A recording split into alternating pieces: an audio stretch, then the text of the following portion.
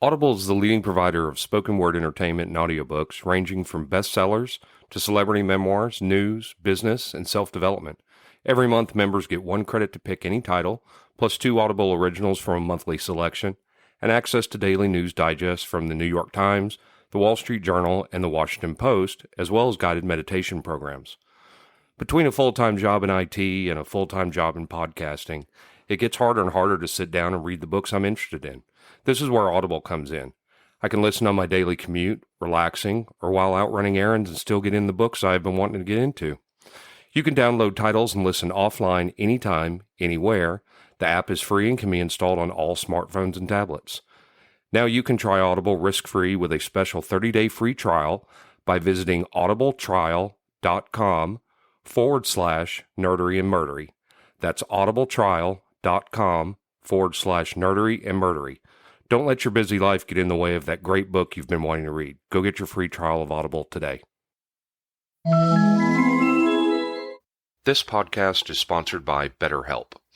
This is Geoffrey, and we've talked about many times before that I experience problems and struggles with my mental health, and really without a healthy mind, being truly happy and at peace is hard. The good news is therapy does work. It's helped for me, but what is therapy exactly? It's whatever you want it to be. Maybe you're not feeling motivated right now and would like some tools to help. Or maybe you're feeling insecure in relationships at work, or you're not dealing well with stress. Whatever you need, it's really time to stop being ashamed of normal human struggles, and it's time to start feeling better because you deserve to be happy. And now you don't have to worry about finding an in-person therapist near you to help.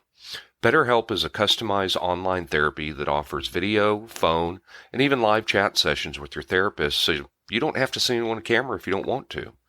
It's much more affordable than in-person therapy, and you can start communicating with your therapist in under 48 hours.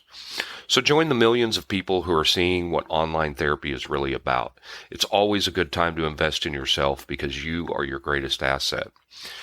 And there's a special offer to Nerdery and Murdery listeners. You can get 10% off your first month of professional therapy at betterhelp.com/nerdery and murdery.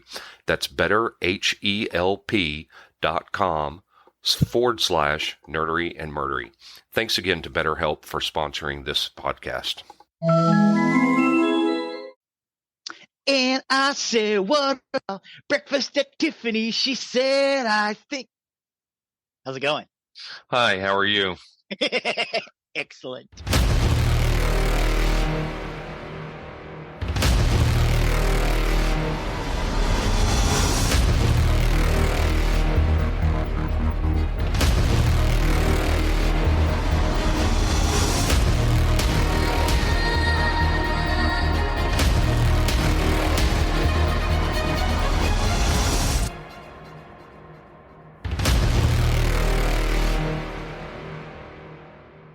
Welcome to episode 98 of Nerdery and Murdery. Big 98. I'm Zig with your nerdery. And I'm Geoffrey with your murdery. And I know Zig's got another music list for us today, so I'm going to sit back and take a listen as Zig goes through his list. So Zig, go ahead. Awesome. This is so cool. Okay. So, you know how in the past I've always said, hey, every location had its little indie scene and its indie sound. Mm-hmm. I wanted to start talking about those local scenes. So I figured I would start with our local scene. So this is what was going on between the early 1980s and 2000 in DFW. All right. And continues to go on today. So Dallas-Fort Worth, for those who are not familiar. Yes, the Dallas-Fort Worth Metroplex. So this is basically our indie scene. There was a lot, so I basically broke it into 2 episodes. So 98 and 99 are going to be both parts of this. All right. I'd like to start by mentioning I didn't talk about everybody. There's several bands that I just didn't get a chance to talk about, but I've got 20 bands, and they're all representative of the sound or different parts of the sound. I did not talk about Blue October. I know I should have, because they're out there right now and they're great. Yeah, they're a big band. Yes. I didn't talk about the Nixons because actually they're from Oklahoma City, even though they're part of this scene, as well as the Flaming Lips. But I wanted to. I don't like the Flaming Lips at all. You don't like the Flaming Lips? No, I do not. But I did want to start by giving a shout out to a few record companies that were here. Rainmaker Records was a Dallas-based record company, started in the late 80s and it ran to the early 90s. Four Dot Records released Sarah Hickman's first album and a lot of stuff by Brave Combo. Idol Records is a Dallas, Texas-based record label and publishing company founded in 1993 by Irv Carwells. Dragon Street Records is an independent record label based out of Dallas, Texas, founded in 1989 by David Denard and Patrick Keel. FFORE Records, founded by Jeff Rowe, Jeffroe. I always thought that was great. He named the record company after himself, just part of his name. Brando Records, VVV Records, and Kirtland Records is a record label based in Dallas, Texas. It was co-founded by Deep Blue Something's drummer John Kirtland and his wife Jenny Kirtland, who was with the Polyphonic Spree. I'd also like to talk about KNON a little bit. They're a local non-for-profit radio station. KNON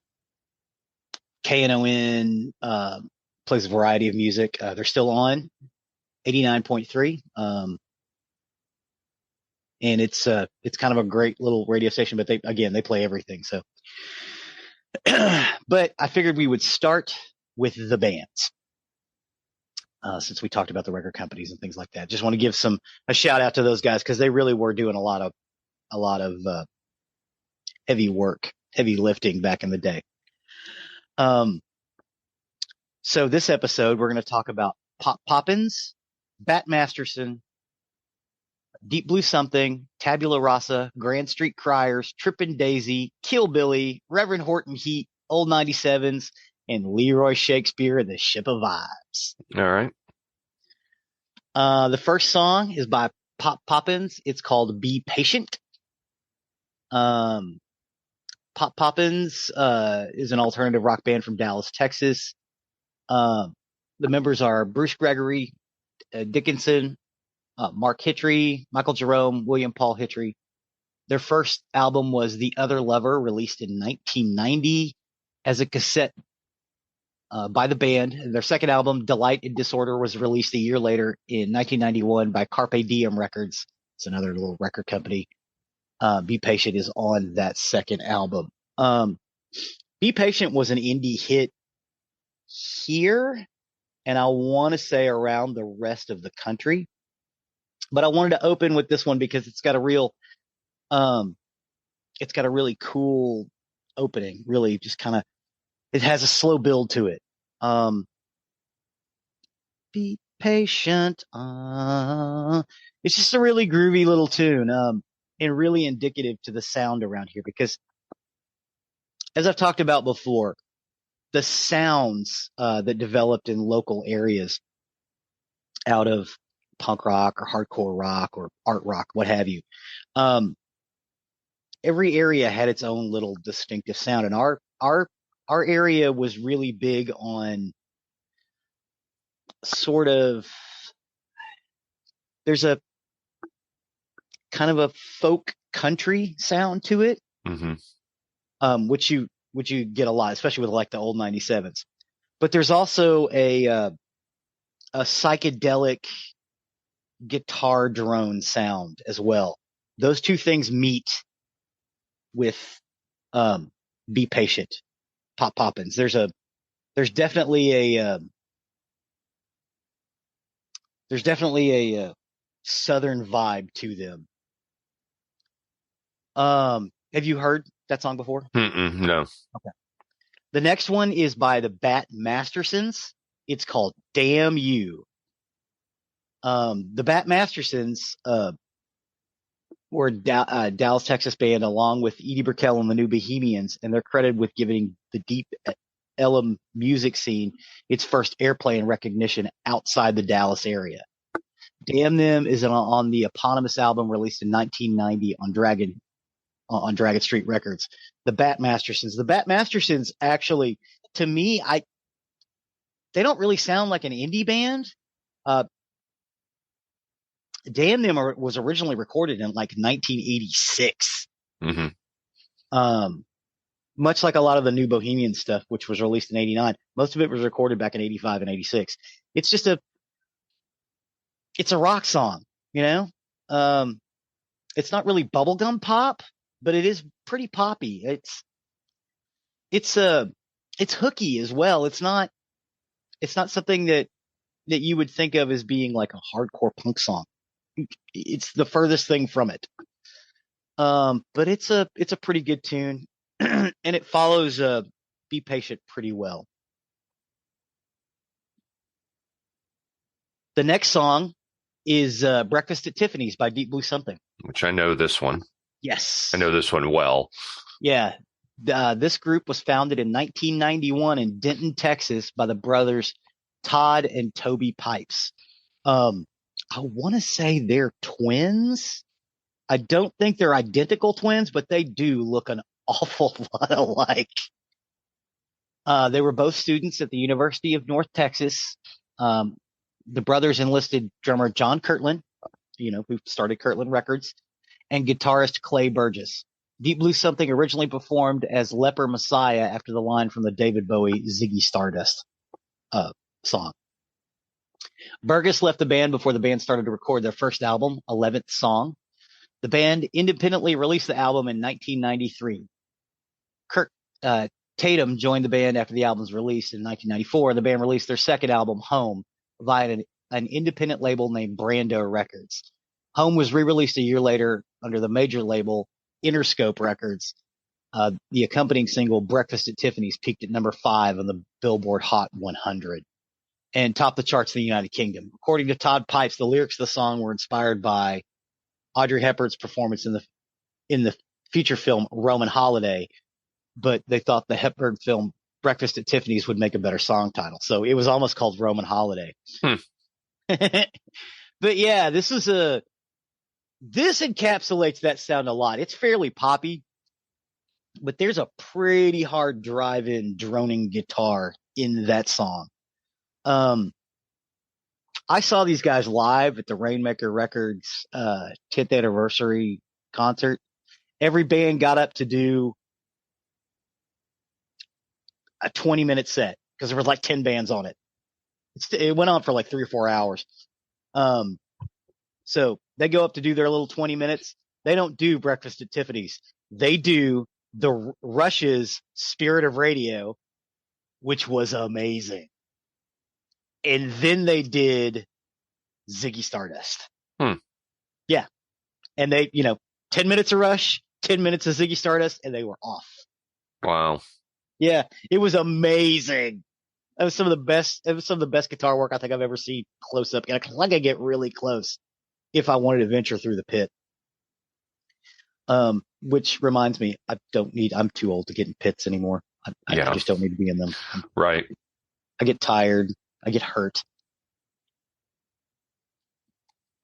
But yeah, this song's beautiful. I think it's funny that it was almost called Roman Holiday, but Breakfast at Tiffany's has a better ring to it. What do you think about this one? I like this song. I've always liked this song. It's a really good rockin' song. Yeah, it's a pretty good one. I like it. It's fun. And it's pretty. The next song is by Tabula Rasa. It is Blue Revolution. Now I need to apologize. The song that I have, or the example I have in our YouTube playlist. Oh, and by the way, all these songs are listed on our YouTube playlist on our YouTube channel. Is a live recording. Because right now it's kind of hard to find some of the Tabula Rasa stuff. I think they're about to re-release,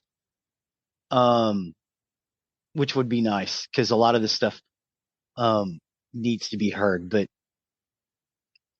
you really get a good sound for Tabula Rasa had a violin player in it, so you really get an ear for the violin because he's up front and he's just wailing on that thing.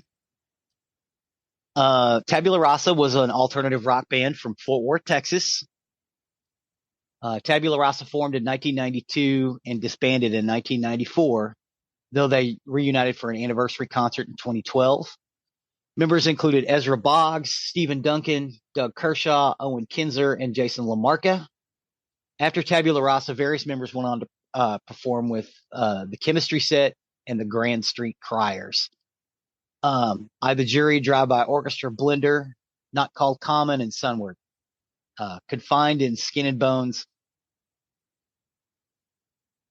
Or I'm sorry, the Blue Revolution is on Confined in Skin and Bones on the Rainmaker Records label, and it was released in 1993. And again, this is that really, really sweet, I want to say Fort Worth sound, because it's not really Dallas. Oh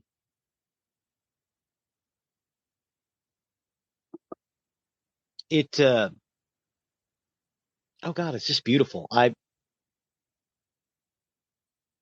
So Ezra Boggs was in a band when he was in high school called Trio of One, which I put on the next episode. There's a Trio of One song. Trio of One was really, really big, but the members couldn't get along. So in 1992, after Trio of One broke up, he started Tabula Rasa, which means clean slate. Tabula Rasa got to the point where they were about to get a major label release, but the band imploded. And then Ezra went on to do music in the area and start a landscaping company, which I think he eventually sold a few years ago. But he's doing more music now.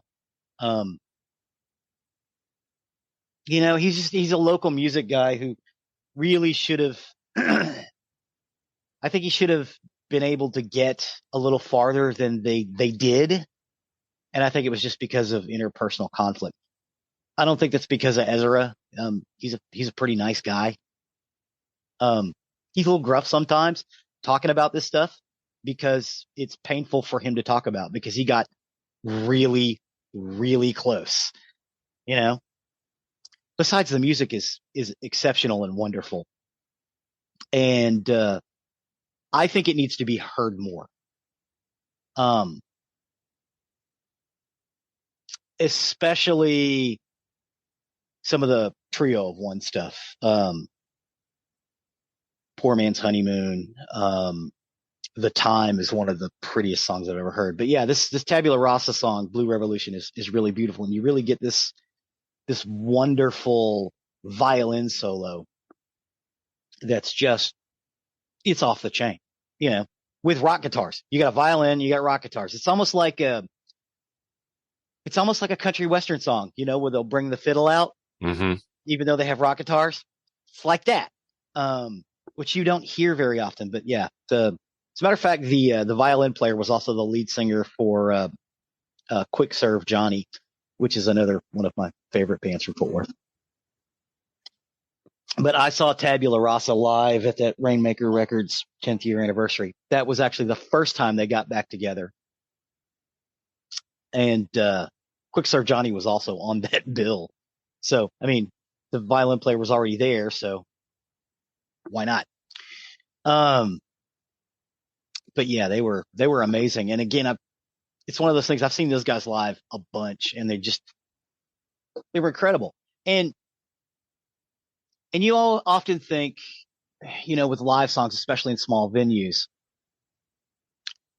how sometimes you love the music, but it's uncomfortable to be in there because of the noise level.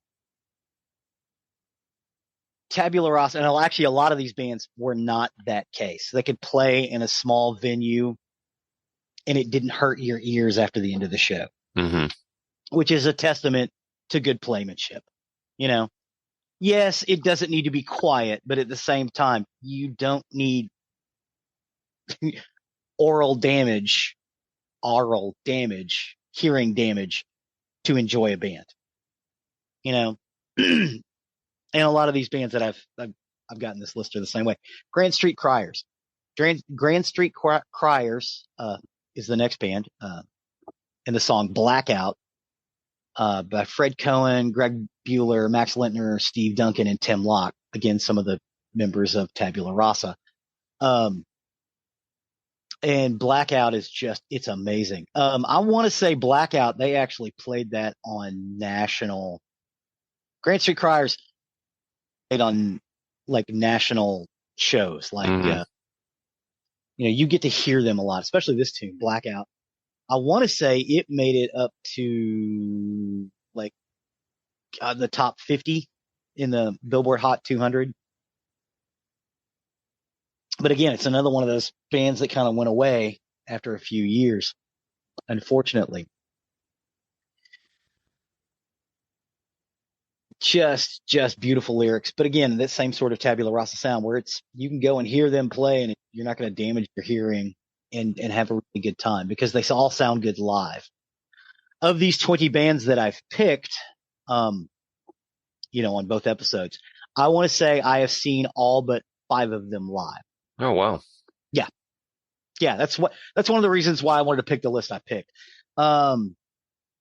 Granted, 10 of them were for the Rainmaker Records 10th anniversary show, which was one show that was like 4 hours long.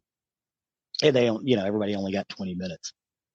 But yeah, the Grand Street Criers is another one that's just incredible. They're incredible live.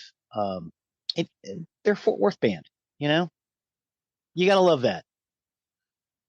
The next band is Tripping Daisy, Lost and Found. You know Tripping Daisy, right? I know the band, yes. Yeah. Piranhas, I Got a Girl. Well, they were a neo-psychedelic pop rock band that formed in Dallas, Texas by lead singer and guitarist Tim DeLauder, who went on to found the Polyphonic Spree in Austin in 1990, along with Jeff Bach, Wes Berggren, and Mark Pirro.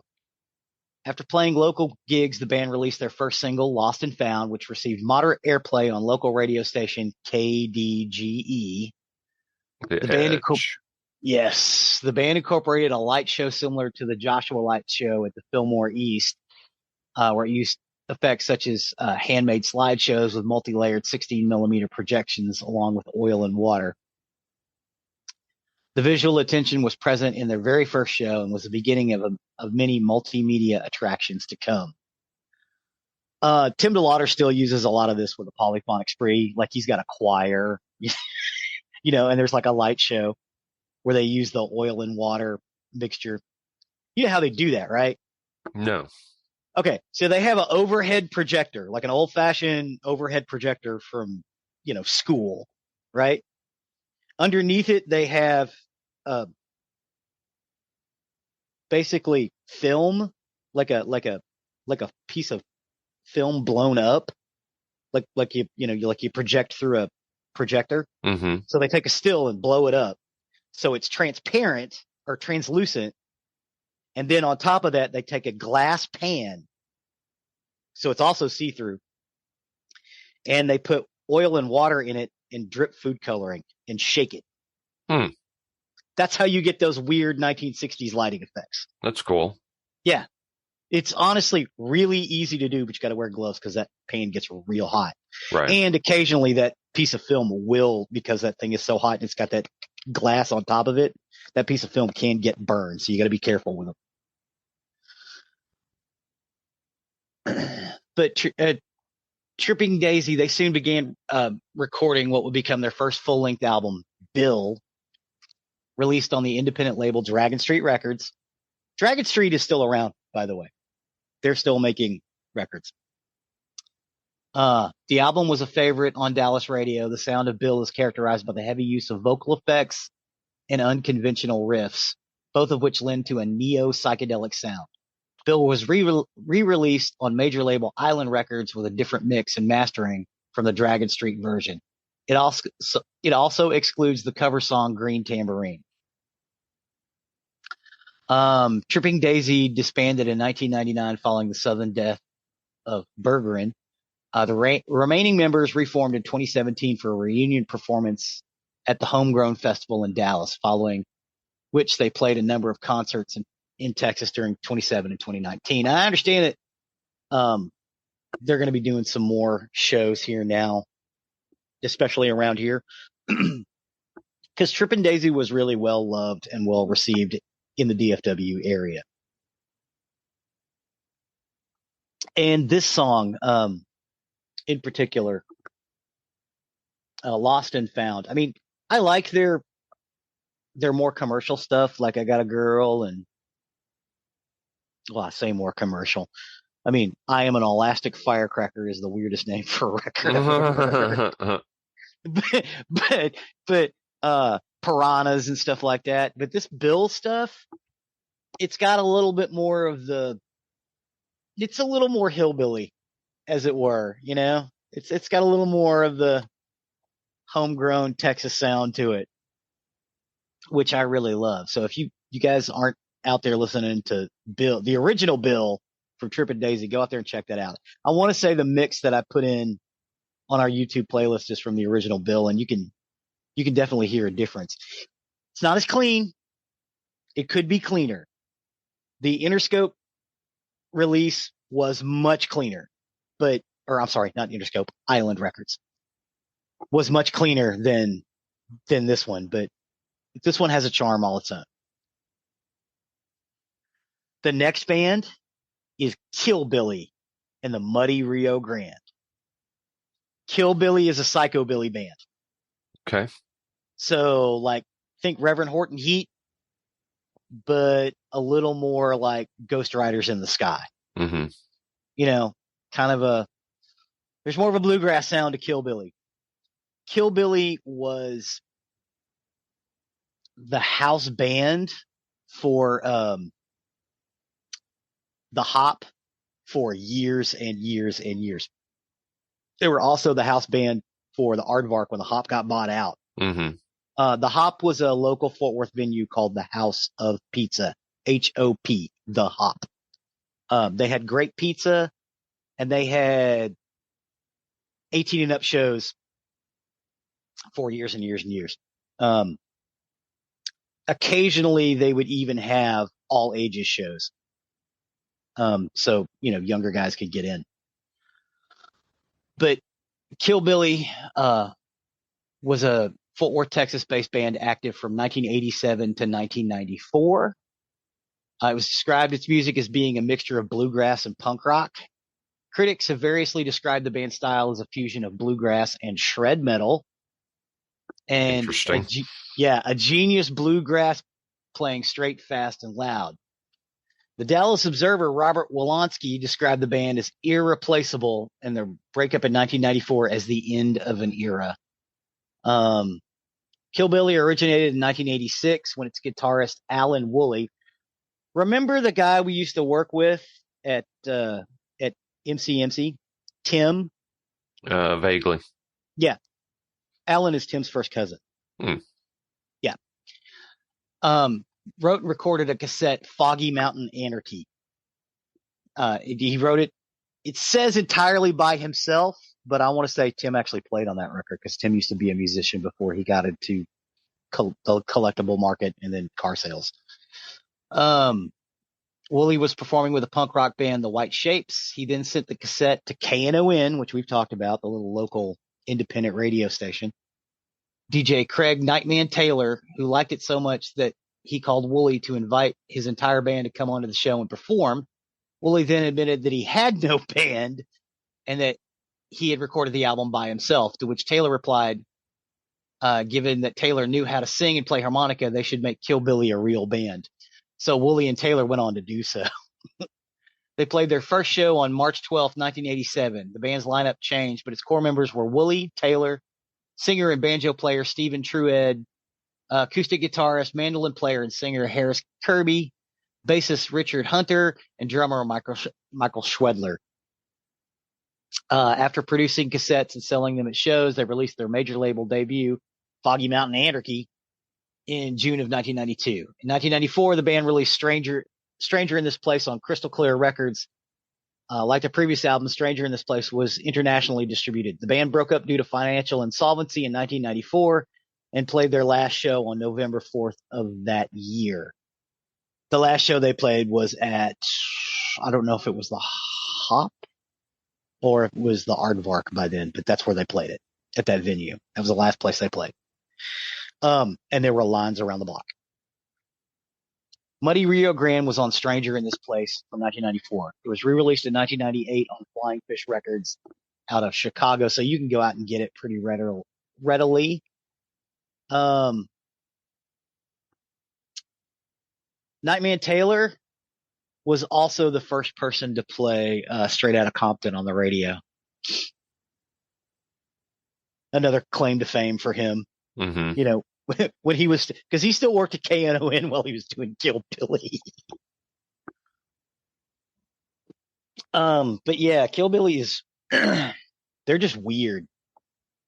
You got that straight hardcore bluegrass sound. I mean, like Ernest Tubb, right? Mm-hmm. Mm-hmm.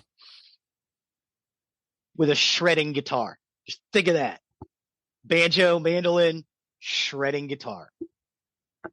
But the Muddy Rio Grande is kind of toned down, but it still hits pretty hard. It's one of those things you should listen to. It's like, oh wow, this is weird. I think I've heard this before. And yeah, they played Muddy Rio Grande on like the Tonight Show and stuff. This song was real big for about a month and a half, and then it just kind of went away.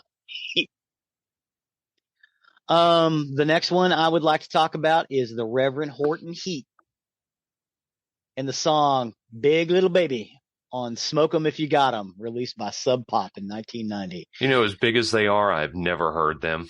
You've never heard Reverend Horton Heat? No. Oh my God, they're crazy. And Crazy. And they got big. Oh yeah. Hell, he was on a couple episodes of the Drew Carey Show. It's like, holy shit, Reverend Horton Heat's playing to a national audience? How does that happen? But it's punkabilly. It's rockabilly music, turned up real loud. If you like rockabilly music, you know, like Brian Setzer or Gene Vincent or any of that stuff, you're gonna love this. It's just loud, fast and loud. Reverend Horton Heat is a stage name of American musician James C. Heath, as well as the name of his Dallas, Texas-based psychobilly trio. Heath is a singer, songwriter, and guitarist. Pick Magazine reviewer called Heath the godfather of modern rockabilly and psychobilly. The group formed in 1986, playing its first gigs in Dallas's Deep Ellum neighborhood. The core members are Reverend Horton Heat on guitars and lead vocals, Jimbo Wallace on the upright bass, and the band signed to Victory Records in 2012 and released its 12th studio album, Whole New Life, on November 30th, 2018. The band plays rock and roll with influences from 1950s country, surf, punk, big band, swing, and rockabilly standards. Big Little Baby is his ode to Fat Bottom Girls. Yeah. And it's because she's a big little baby and I love my big little baby. Just awesome. And again, that he's played nationally. So if you like rockabilly, he's going to be right up your alley. If you like rockabilly, you probably already heard Reverend Horton Heat. So, the next song is the Old 97's Miss Molly.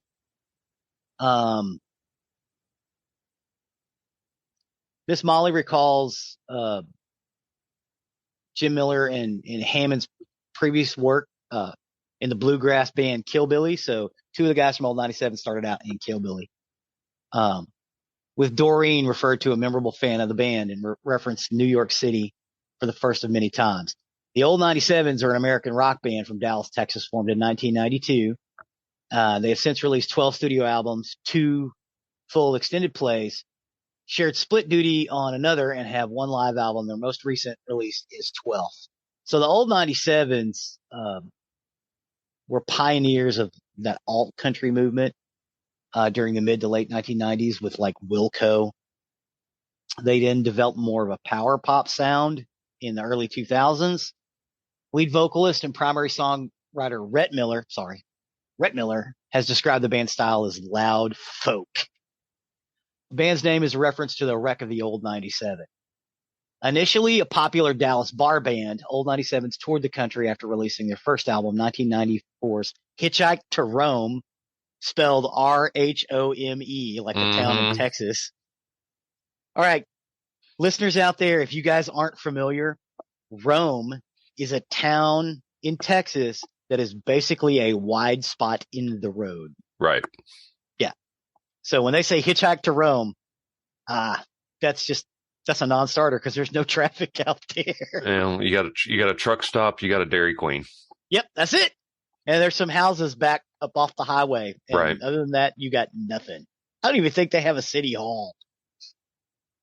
But yeah, the album was Hitchhike to Rome. And then right after that, they released a split EP called Stoned and Garage Sale with fellow Dallas band Funland on Idol Records. But this song is on Hitchhike to Rome. It is Miss Molly. Miss Molly is a country western song. That's the only way I can explain it. It's like an old bluegrass tune. With some weird, I don't want to say it's like weird electrified guitars because it's not. I think everything on there is acoustic, but just some weird, it's like they did a country song, but they did it in the wrong key, if that makes sense. So it doesn't quite sound like a country tune. It sounds different, like the old 97s. I wanted to pull this particular gem out and polish it because I don't think enough people are listening to this stuff. And this is what they were playing when you would see them in clubs in Dallas back in the day, right after, two of the members left Kill Billy. But yeah, this is a good one you guys all need to check out. The last song on the list for episode 98 is Leroy Shakespeare and the Ship of Vibes. It's called Positive. It was released in 1989 on Carpe Diem Records. Leroy Shakespeare is a Dallas, Texas musician originally from Jamaica, and the Ship of Vibes is the name of the band. Now, I will say this. There aren't enough reggae bands around. Leroy Shakespeare and the Ship of the Vibes is probably the best one we've got in this area. I would say Leroy Shakespeare and the Ship of the Vibes is probably the best reggae band this side of Miami. I know that's a bold statement. They're incredible. And Positive is exactly that. It is the happiest, most positive sounding song I can think of. And of course it's got that waka, waka, waka, waka reggae sound to it, but it's not a carbon copy of a Bob Marley tune. If you're ever in the Dallas neighborhood of Deep Ellum, which is right around the corner from Dealey Plaza where Kennedy got shot, Deep Ellum is a neighborhood full of bars and clubs, tattoo parlors, little shops. It's where a lot of this music kind of got its start. It goes through periods where people will come in and try to clean it up a little bit and try to get more people into the city. And then crime will come back in and then they'll clean it up again. It keeps going back and forth. So it waxes and wanes. One of the staples in Deep Ellum is a pool hall that plays reggae music. That pool hall is owned by Leroy Shakespeare. So if you've ever been in Deep Ellum and you hear reggae music coming out the door of a pool hall, it's usually their stuff. It's Leroy Shakespeare. So if you ever go to Deep Ellum and you hear reggae music and it's not Bob Marley or Jimmy Cliff, it's probably these guys. And they are just incredible. Don Perry and I went to a reggae show at The Hop about 1991. drank Shiner, and went, it man, for about 4 hours. I and it was probably the best reggae show I've ever seen. And I love reggae music. Just incredible. And I'm not a big fan of reggae music at all. No. You should check out this one. This one is really, it's not a carbon copy of regular reggae stuff. It definitely does have a local feel to it. It's not, just Bob Marley, Three Little Birds or something like that. This one's actually got a pretty good tune. But that's about it for episode 98. As I said, I've got 10 more coming out on the next episode 99. But I kind of wanted to showcase the sound a little bit. So the bands we talked about, Pop Poppins, Be Patient, Bat Masterson's, Damn Them, Deep Blue Something's, Breakfast at Tiffany's, Tabula Rasa's, Blue Revolution, Grand Street Criers, Blackout, Trippin' Daisy, Lost and Found, Killbilly, Muddy Rio Grande, Reverend Horton Heat, My Big Little Baby, Old 97's, Miss Molly, and Leroy Shakespeare and the Ship of the Vibes, Positive. You go out and hit all of these songs on our YouTube playlist. They're great. Just incredible. And this is what was going on in Dallas. Unfortunately, the way that Deep Ellum neighborhood kind of waxes and wanes is one of the reasons why we don't have a whole lot of stuff going on here now. It's starting to make a comeback, but a lot of these bands that I'm going to be talking about ended up moving to Austin because it was easier for them to make a living down there. Mm-hmm. A lot of them still come up and spend time up here, but most of them live in the Austin area because it was easier for them to get along down there. And it was a little more artist friendly. Right. Which I think is to our detriment. Because a lot of I can't necessarily say about Dallas. I know a lot of the clubs that played live music in Fort Worth kind of shut down in the 90s. You'll remember they all turned into karaoke bars in the 90s. Right. Yeah, which we loved. We went to, but we didn't get a whole lot of live music unless it was like a national act coming in to play Caravan of Dreams or something. Mm-hmm. We went from 4 or 5 venues to like 1. And that was the Aardvark. But we've got some more venues now. They've reopened the Ridgely Movie Theater and turned it into a live venue. I want to say there's a venue where the Aardvark used to be. I don't know what it's called now. Plus a lot of other little local areas that are playing new music, which we weren't getting in the mid to late 90s. So hopefully it does make a comeback. One of the bands I'm going to talk about in the next episode actually is still in the area, still doing really well. But that's about it for episode 98. Awesome. Appreciate that. Hopefully people go out and give a listen to that, hear what we had here in the Metroplex going in the early 90s. Yes. So good stuff. I appreciate that. Well, with that, then, I think I'll take over on the murdery side of the house. Murder. For today, I got my information off All That's Interesting, Wikipedia, Long Island, and CBS News. And this is the story of the Long Island serial killer. Long Island serial killer? Yes. I didn't know there was such a thing. Oh, yes. The Long Island serial killer, also known as Lisk, the Gilgo Beach Killer, the Manorville Butcher, and the Craigslist Ripper, is an unidentified suspected serial killer who is believed to have murdered between 10 and 16 people over a period of nearly 20 years and to have disposed of their bodies in areas on the South Shore of Long Island, New York.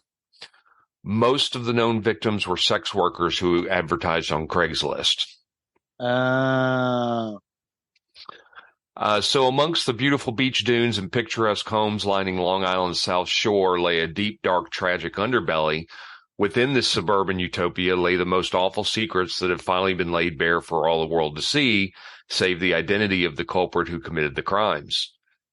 Beginning in 2010, investigators uncovered 16 corpses, mostly young women, who had been killed over a period of at least 14 years and discarded across New York's Gilgo Beach. Authorities believe they may have been victims of the mysterious Long Island serial killer. The victims' remains were found over a period of months in 2010 and 2011 after the disappearance of Shannon Gilbert resulted in a police search of the area along the Ocean Parkway near the remote beach towns of Gilgo and Oak Beach in Suffolk County. The remains of 4 victims, designated the Gilgo Four, were found within a quarter of a mile of each other near Gilgo Beach in December 2010. I'm going to keep tripping over Gilgo Beach. Gilgo Beach. Yeah.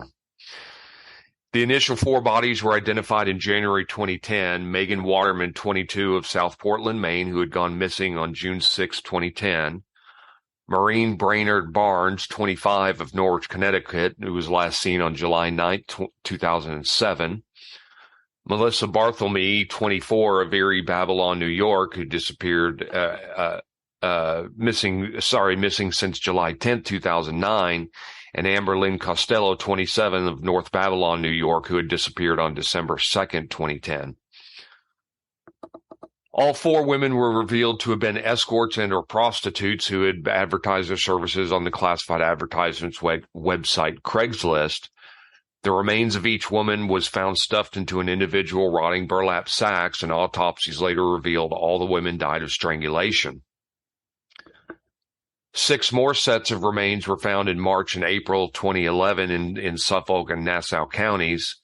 Police believe the latter sets of remains predate the 4 bodies found in December of 2010. Gilbert's remains were found a year after the remains of the Gilgo Four were discovered. Her cause of death remains contested, with police claiming accidental drowning, while an independent autopsy determined possible strangulation.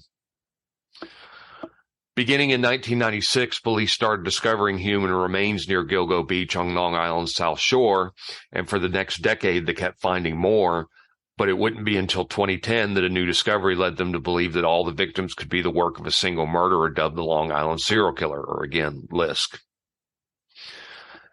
That December, Suffolk County Officer John Malia and his specialized cadaver dog were searching for Shannon Gilbert, who was a local woman who had gone missing 7 months earlier. Over the course of the summer of 2010, Malia unsuccessfully searched the gated beach community where Gilbert had last been seen. The officer made a new attempt at a search on December 11, 2010, staying close to the shoulder of the parkway. Malia based his choice of search on FBI data indicating that dump bodies are frequently found close to roadways. And despite the thick vegetation and a light layer of snow, Malia's cadaver dog alerted to a scent which the pair tracked to a skeleton in a disintegrating burlap bag. Those remains were later identified as Melissa Barthelme's. Police discovered additional 3 bodies while searching the scene for further evidence. The bodies of the 4 victims, Maureen Brainerd, Melissa Barthelme, Megan Waterman, and Amber Costello, were found approximately 500 feet from each other. In March of 2011, partial remains of Jessica Taylor were also found along the Ocean Parkway 8 years earlier. In 2003, and other parts of Taylor's remain had been found in Manorville, a town in Suffolk County. She was found missing her head and hands and had to be identified via DNA, and her skull and hands were later discovered at Gilgo Beach. The next month, in April of 2011, police discovered 3 additional sets of remains: an unidentified female toddler, an unidentified Asian person, and Valerie Mack, partial remains of whom, like those of Jessica Taylor, had been found in Manorville years earlier in December of 2000. 2 more bodies were found in Nassau County: an unidentified woman whose partial remains had been previously found on Fire Island in 1996, and an unidentified woman with a distinctive tattoo of peaches who was later found to be the mother of the identified toddler found in Suffolk County. On May of 2011, police speculated that because of similarities in the cases, Valerie Mack, who at the time was unidentified, and Jessica Taylor may have been murdered by a second separate killer.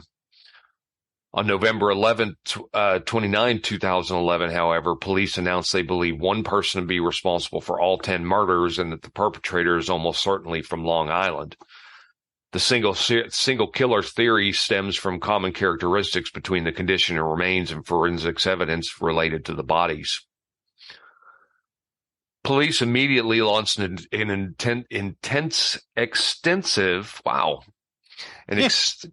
tripping over my words today, an extensive investigation into the so-called Gilgo Four. Extensive investigation is hard to say. Yes.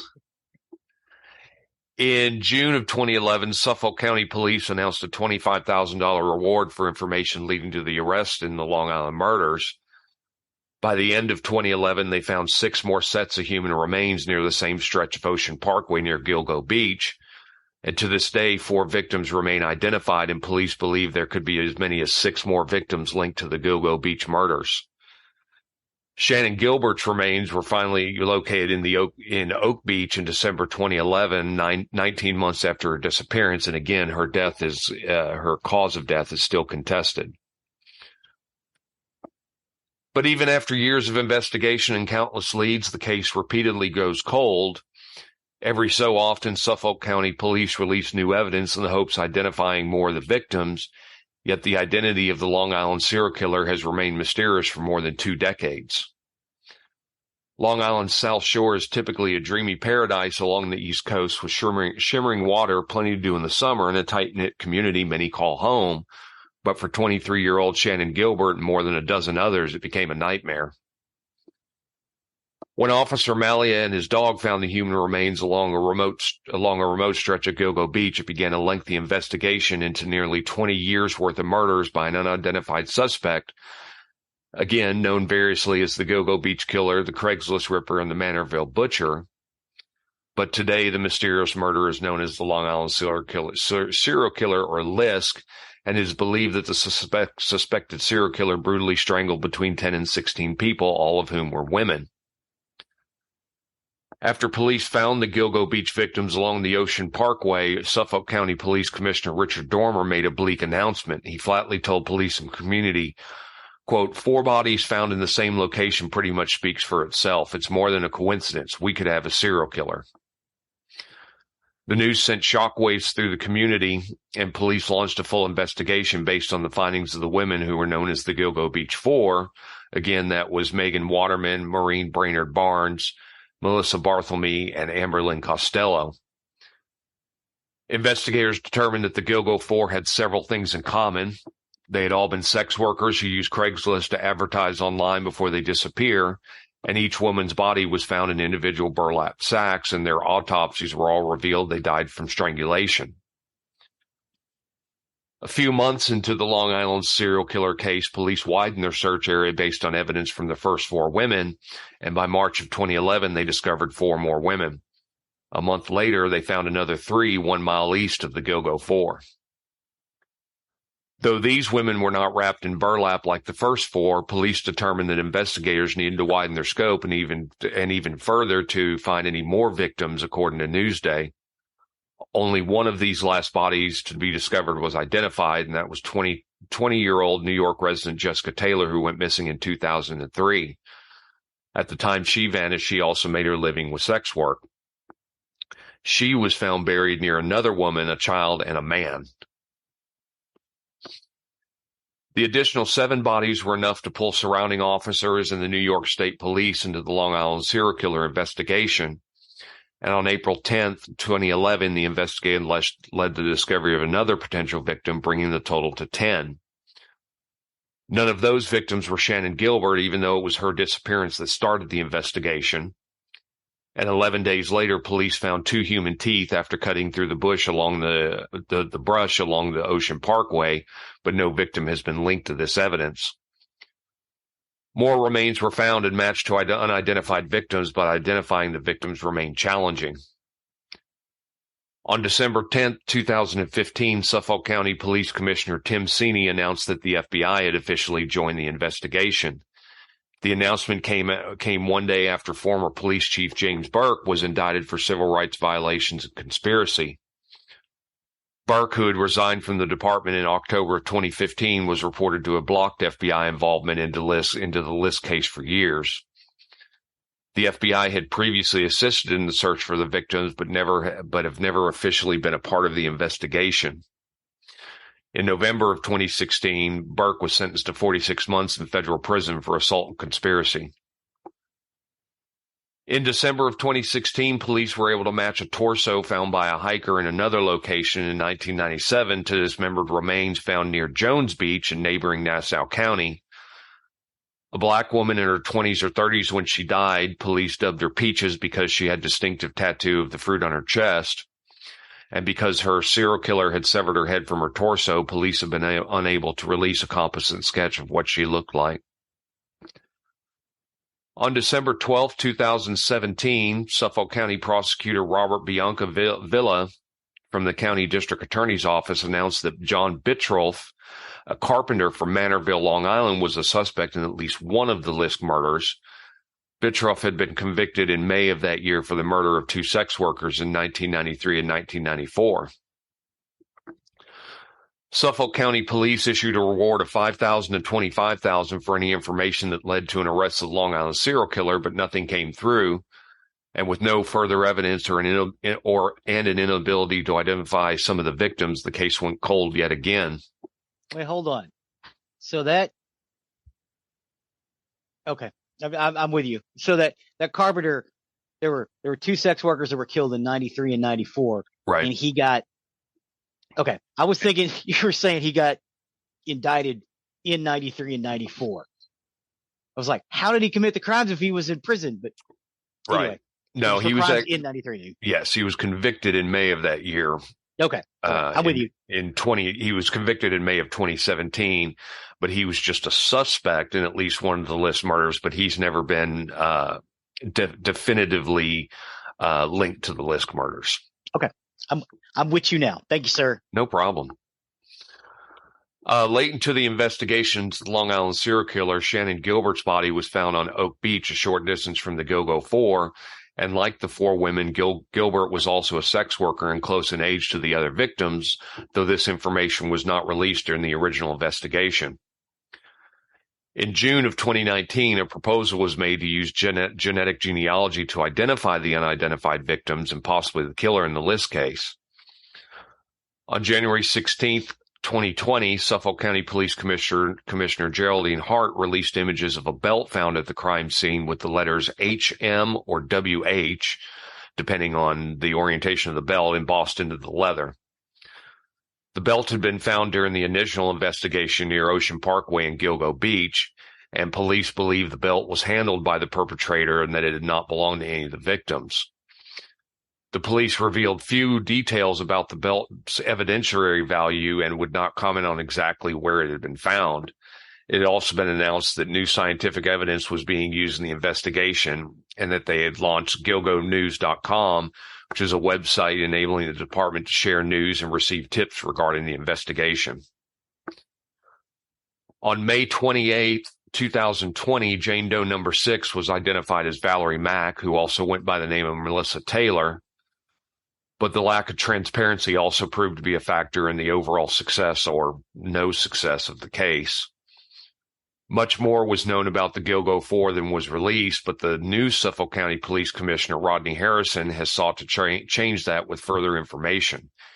Harrison said, quote, "As the homicide squad continues its tireless work on this investigation, we believe now is the right time to disseminate this previously unreleased information in the hopes of eliciting tips from the public and providing a greater transparency about its victims." Harrison has released as much information about the Long Island serial killer's victims as is known, except for information about Shannon Gilbert, which is a point of contention between Gilbert's family and police. He's also increased the reward to $50,000 for any information that may identify who the killer is. In May of 2022, police released the full audio from Shannon Gilbert's 911 call from the night she vanished in the hopes of getting answers in the case. The tape lasts 21 minutes, although parts of it are filled with silence in between repetitions of her telling the operator, "There's somebody after me." In a sad twist, Shannon Gilbert's mother, Mary, was found dead in July of 2016, the apparent victim of a stabbing. Mary, who was 52, had been aggressively pursuing her daughter's case when she was found dead in the apartment of her young daughter, Sarah Gilbert, who was 27. Sarah, who is said to suffers from schizophrenia, was charged with the murder of her mother, but pleaded not guilty to the stabbing on July 12, 2016. With new information being released, old case details being reviewed, and the Gilbert family remaining diligent in helping solve the case of their daughter and the other victims, the Long Island serial killer that has tormented New York for decades may soon be found. Officially known as unsub by authorities, meaning unknown subject, it has been suggested that he is a white male of approximately 20 to 40 years of age. Police say that he's likely a Long Island resident with a deep knowledge of the South Shore and access to burlap sacks that several of the victims were discovered in. And again, as stated above, authorities have hypothesized that the killer was somebody familiar with law enforcement techniques. And that is the story of the Long Island serial killer. That's an interesting story. Thank you. Thank you, sir. But okay, so they haven't found anything after like 2012, right? Like no crimes were committed after, or no murders have been committed since like 2012, right? Correct. Okay. So it's distinctly possible that this person could have been incarcerated for something else. Correct. I mean, there's still, they still got that suspect, excuse me, John Bitroff. Mm-hmm. I don't know if they're going to do DNA evidence with him or whatnot. I mean, he did murder sex workers himself, and maybe who knows? Yeah, who knows? With DNA evidence and new forensics technologies coming out all the time, we may get closer and closer to finding who this serial killer is, because this is somebody who definitely needs to be behind bars. Yes, and studied. Yes, absolutely. As we have said many, many times, they need to be studied. That's right. Study them so we can quit making more of them. Yes. So thanks for taking that journey with me. Well, thank you, sir. I appreciate all your time during that, and appreciate everything that you've given us today. That'll take us to the end of our recording week. As always, you can find more information on nerderyandmurdery.com, where you can find more information about the show, pictures of the things we talked about. You can also find our contact information there. So if you wish to contact us and let us know things you want to hear and things you don't want to hear, please do consider contacting us. We do appreciate each and every one of you for that. Ziggy also does our YouTube playlists. Yes, we have YouTube playlists for every episode that includes little interviews or little snippets or examples of what we're talking about today on the nerdery side, as well as things that we think are funny and little peeks behind the curtain. Right. I appreciate you for that. You do a great job on that. You can also find our merch page there, where if you wish to show off your Nerdery and Murdery fandom, please do consider purchasing some merch, along with our link to our Patreon, where if you wish to become a donator to the show, it really does help us, helps us with our costs. There are costs that are associated with producing the show and keeping it on the air. So please do consider merchandise or being a part of our patronage. We do appreciate each and every one of you. Please and thank you. Please and thank you. And last but not least, please don't forget to leave a 5-star review wherever you can. It helps us and helps others find our content that may be looking for the things we're talking about. So with that, I have been Zig with your nerdery. And I'm Geoffrey with your murdery. Cue the music.